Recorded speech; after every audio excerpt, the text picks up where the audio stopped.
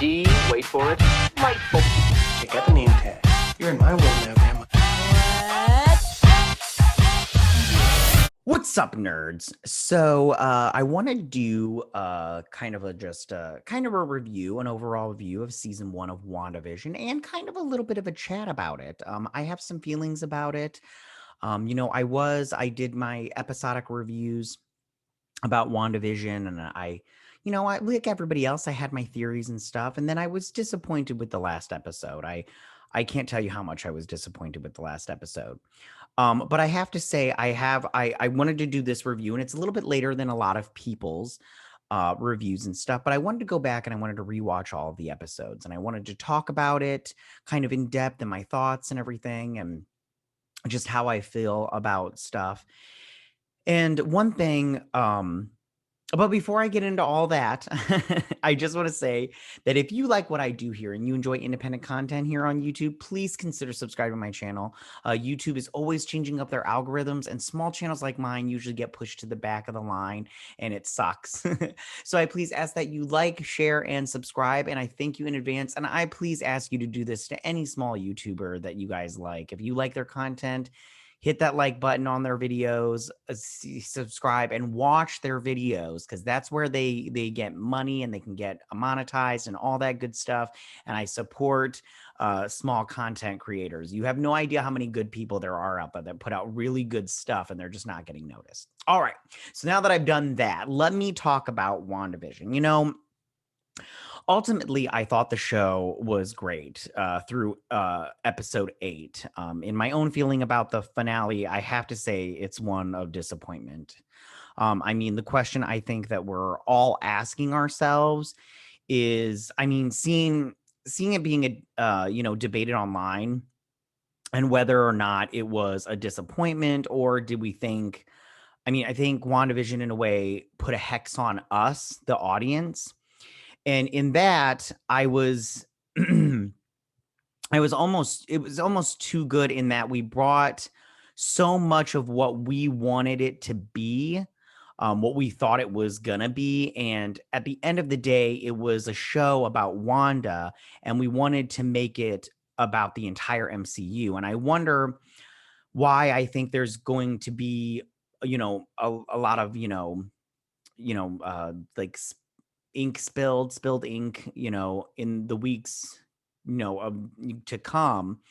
And there's going to be, a lot of, pieces, or I think pieces about whether or not what WandaVision ultimately delivered, was it great? Was it a great component of the MCU? And I have to say, in my own opinion about it, but I do think that it was a good companion to the MCU. But I have to say, stuff like for instance, if you bring in Evan Peters into the show and you have him playing Quicksilver, in my mind, what you're doing there is you're drawing a direct link to the Fox X-Men universe. And that links up immediately into the minds of the viewers and raises questions like, for instance, if that character turned out to be, it turned out to be no one of consequence that just looked like Evan Peters and in the first place. And then you by doing that, you're saying to the audience, it looks like somebody. Well, it looks like, to me, in the context of the show, it looks like whether it's somebody like Agatha Harkness, or whether it was someone else like Mephisto. He didn't show up, and there was rumors and stuff like that, and we'll get into that in a minute. But somebody could look through the multiverse, especially when we have, the Multiverse of Madness coming, and Spider-Man 3 coming off, and into the multiverse, coming off into the Spider-Man multiverse movie, which is excellent, by the way. We know that the multiverse is playing a big role in the upcoming Marvel movies. So the idea that there was no multiverse split anywhere in the show, but they insinuate that all the way from the end of the episode 5. And I think that was a mistake. And as I was saying before, Agatha Harkness or someone like Mephisto, somebody could look through the multiverse and find a character that looked like Evan Peters, but was in this MCU world, and pluck that guy out, this guy, and make him a part of this storyline. And it invited all of the audience to start speculating quite hard. And it was not an unexpected thing. And in the end of the final episode, none of the real compelling questions that they themselves posed to the audience, like they were bringing up things like, the aerospace engineer. They were leaning heavily into stuff that they just turned out to be nothing. And I thought that the show was so detailed. For instance, in the intro, every episode, Wanda says previously on WandaVision. And if you notice, her voice steadily gets more and more depressing, depressed, as she says. The first episode is like, or second episode is like previously on WandaVision, and then by like episode like 6 or whatever, she's like previously on WandaVision. It's so, and so the level of detail in this show was spectacular. But I just think like the execution in the end was not the best, and there were so many interesting that I don't really explain. They don't really explain the commercials, like Yo Magic, or the Nexus commercial. I mean, they didn't even really get into that, and they mentioned it, but I don't know. I mean, like, all the theories were wrong, and I think that that's problematic right there. That's problematic. I mean, Ralph Boner. I mean, seriously, a dick joke? You got to be kidding me, right? I mean, like they had that character in there all to set up a dick joke. You get out of here. Get out of here with that. With that nonsense. I can't believe they did that. And I love the show up to the last episode. And now I do feel bad about that, and being here and being disappointed by the last episode of WandaVision. And I'm really wondering, is that my shortcoming, or is it a shortcoming of the show? Now, granted, the show should have taken all the theories and speculation and nipped that in the bud, right? Like right off the bat. Right off the bat, they should have just said, no, stop your theories. You're all wrong. But they didn't.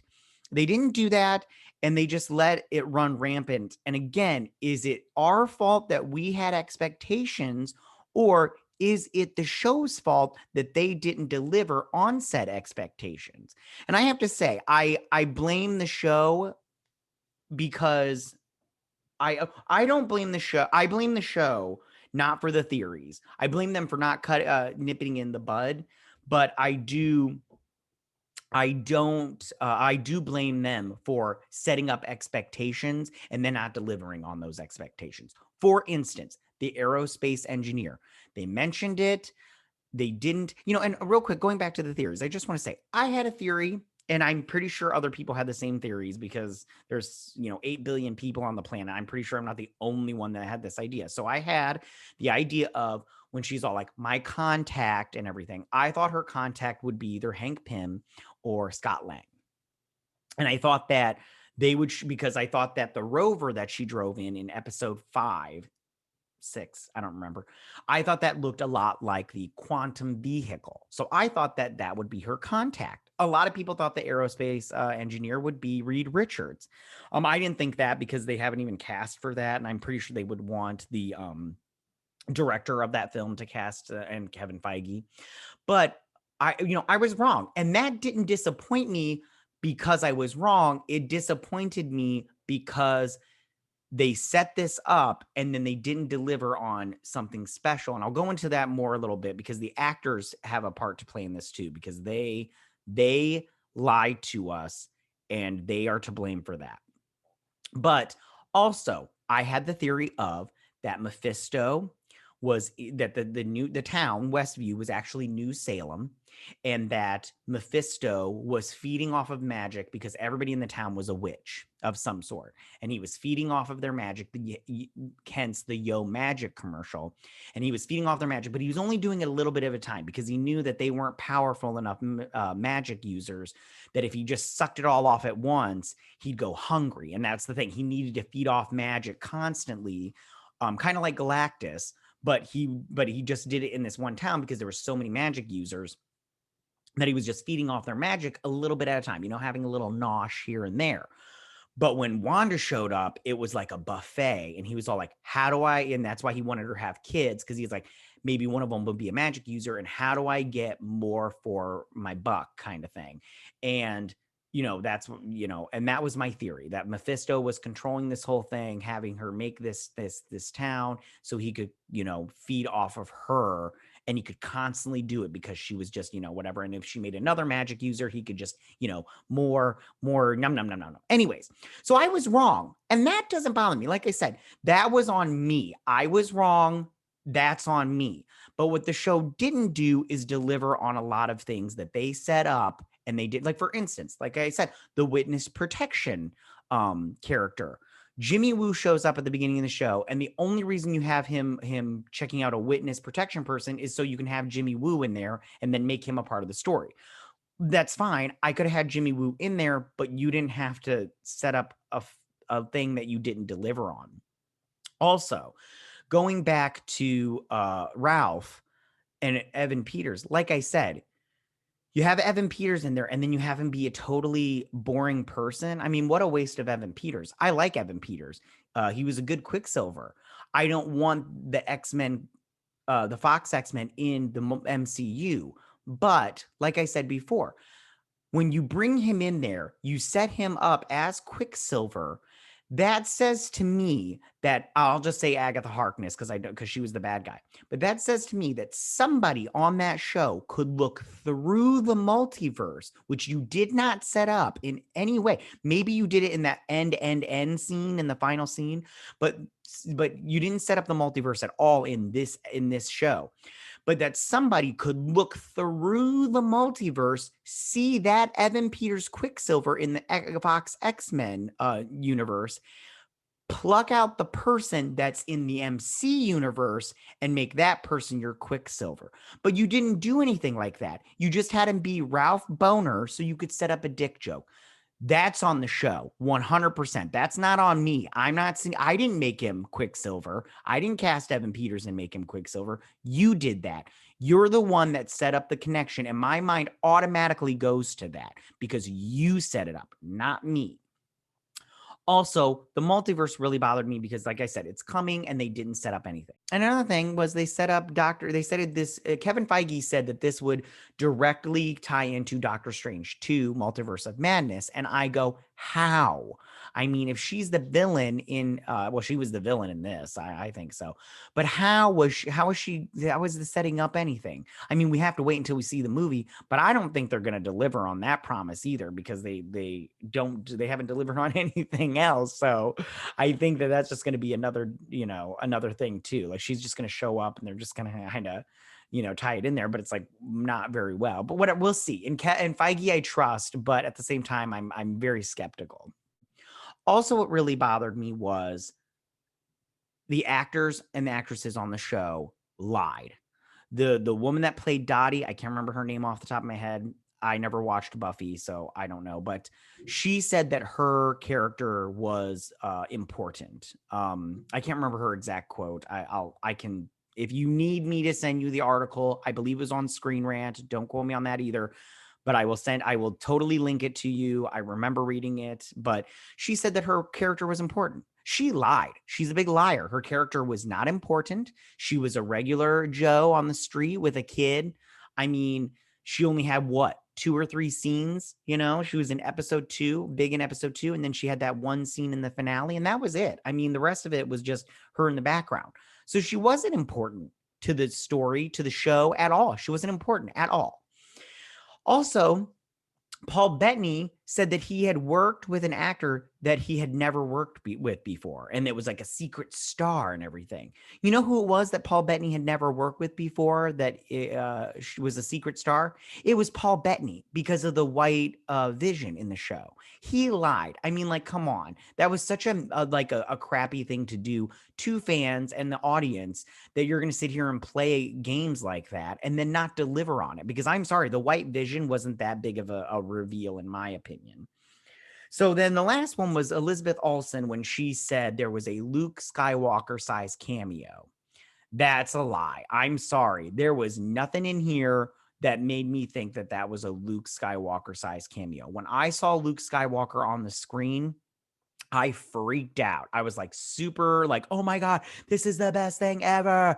I never once did that with WandaVision. Even when she was Scarlet Witch and they showed her in her costume, I was like, hey, she looks good. I like her costume. The headdress was a little bit too small, but it's fine. I did like it. I liked her costume. And I was like, oh, that's super cool. But I was not like, and when they were like, the Scarlet Witch or whatever, I was all like, yeah, that's super cool, but I'm not, that doesn't make me, that's not a Luke Skywalker size cameo. There was none in there, and she lied straight up.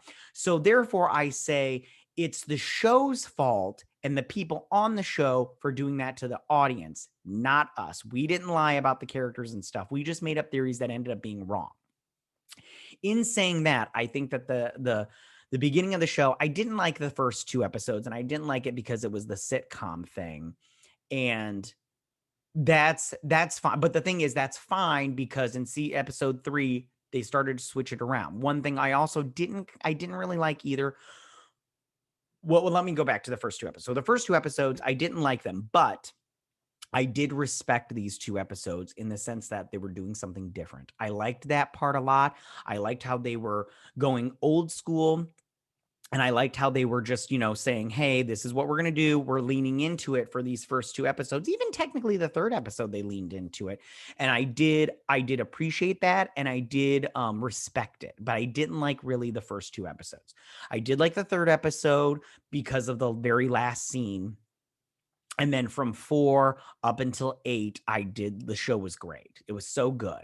And then we got episode 9. I'm going to talk about the episodes just a little bit more, in depth, but I just want to talk about episode 9 because it was a disappointment. It was Game of Thrones level disappointment, in my opinion. So going back, like I said, episode 3, I changed my mind with that one because of the last scene when Monica Rambeau gets shoved out of the hex by Wanda, and she's all like, it's Wanda the whole time. And so and then episode 4 took place outside the hex. Now, I also have to say, this is one thing that I had a problem with the show, but at the same time, okay. They kept switching back and forth from inside the hex to outside the hex. And I wish they would have done that sooner because I would have liked the first 2 episodes if they had done that. And so we get episode 4 that takes place outside the hex for the most part. I mean, we got that small scene where they went into the hex with that drone, and then Wanda comes out with the drone and everything. And then I just wish, and then episode 5 was also good. We got we did get Quicksilver in there. Like I said, the Evan Peters things I've already talked about, but I just wish it was a little bit better. And then we get, we got the Halloween episode, and I liked that. I did like that episode. I liked all the episodes up until the last episode. Even the first 2, I thought were better than the last episode.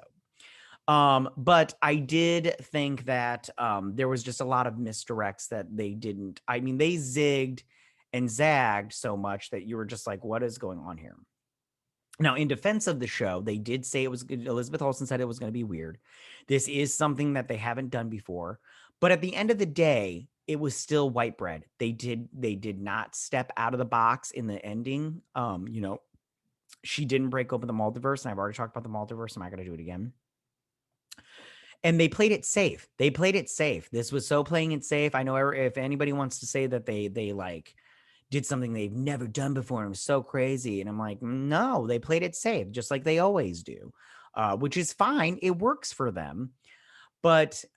And I also don't like that Kevin Feige said you don't have to watch this show to get the movies. I understand why they're doing it like that, but I don't like that because I feel like if you do the work, you get the rewards. And if you don't do the work, you don't get the rewards. And I feel like if you're just going to go see the movies, that's fine. And I get it if they don't do that because they don't want people to say, well, if I have to watch all these shows, I'm not going to watch these movies. I get that. They want people to go see their movies because that's where they make the big bucks. But I also go, as a fan, I want to be rewarded for the work that I put in and the time that I put in on your shows. And so I think that this show should have been more connected to the MCU movies, because if that's the case, then all the Netflix and Agents of Shield, then they're connected too, because they're not directly connected to it, but they are connected to it, if you get what I'm saying. Also, I saw today, and it is the 8th of March, that the director said that there was a deleted scene with Senior Scratchy, the rabbit, because he was Agatha Harkness's familiar.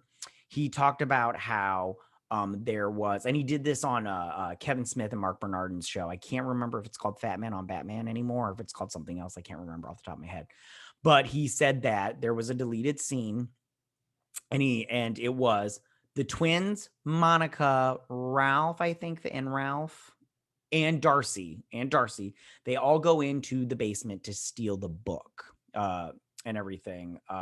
And when they go to grab the book, because he said the twins saw the book in the basement when they were in there. And so they go to grab the book, and Senior Scratchy lands on it, and then he morphs into this were-rabbit creature or whatnot. And he said they had to take it out because the visual effects weren't done and it felt weird. But for me, I go, that's interesting, because it's, everybody's talking about how they thought Ralph was the rabbit, Senior Scratchy. And it would have been nice to have had some kind of, closing up of a question that you presented that you didn't answer. So, there was a lot of rambling here. I hope I made sense kind of there. I mean, I have my notes of what I wanted to say, and some of it I skipped over because I said it too many times, but I just think this is the thing. Overall, the show is good. I did like it. It's just that final episode kind of bummed me out because, like I said, there's so many questions that they didn't answer that only has to deal with the show. They're never going to answer those questions outside the show because the show and the movies do not connect. I don't have to watch the show to get the movies. So I'm like, you're never going to answer that stuff. But, and again, the theories, that's on me as far as my theory being wrong. I wasn't one of those people that was all like, oh, my theory was wrong, now I'm mad. I just go, you set up certain expectations that you didn't deliver on, and that's what I'm upset about. So again, in conclusion, WandaVision season 1 was a good show. I did think that they did so many good things on this show. It was just that final episode, the wrap up, that kind of bummed me out. And like I said, it still disappoints me in its Game of Thrones level disappointment. But I don't hate the show because of it, and I'll watch a season 2 if there is one. I'm pretty sure there won't be. But if there is, it'll have to be after Doctor Strange. And so I think that this show, everything else about the show, the sets were great. The story, was great. The costumes were great, kinda. I have some problems with certain costumes. Like Agatha Harkness's costume was nice, but it was very TV. And then WandaVision's, I did like it. It could have been redder, like a brighter red. And the headdress could have been a little bit bigger. I did not like her crazy 90s hair, with the crimp and everything. But at the same time, she still looked great, in my opinion. And again, the acting was great. The music was great. Yeah, it was this is a super fun show. I suggest going back and watching every single episode back to back. Binge it. You'll get a different perspective than because at first I was just like, oh, I hate this show now. But now I'm all like, no, I have a different perspective. It's not hate. It's just disappointment. But some of it is my fault, and some of it's not my fault, for sure. Okay, I've rambled on way too long. Tell me, what did you guys think about WandaVision season 1? Did you like it? Did you not like it? Who was your favorite character? Who was your least favorite character? What do you want to see in season 2 if there is a season 2? What did you think about Agatha Harkness as the bad guy? What theory did you have that you were wrong about? And all that stuff. Would you have liked it if they kept in that Senior Scratchy as a were-rabbit? I would have loved to have seen that. Go ahead and leave all your comments in that section down below. If you like this video, go and hit that like button. I won't mind. If you're new to my channel, please hit that subscribe button. I'd greatly appreciate it. And I will see you guys on the next WandaVision, whatever. All right, bye.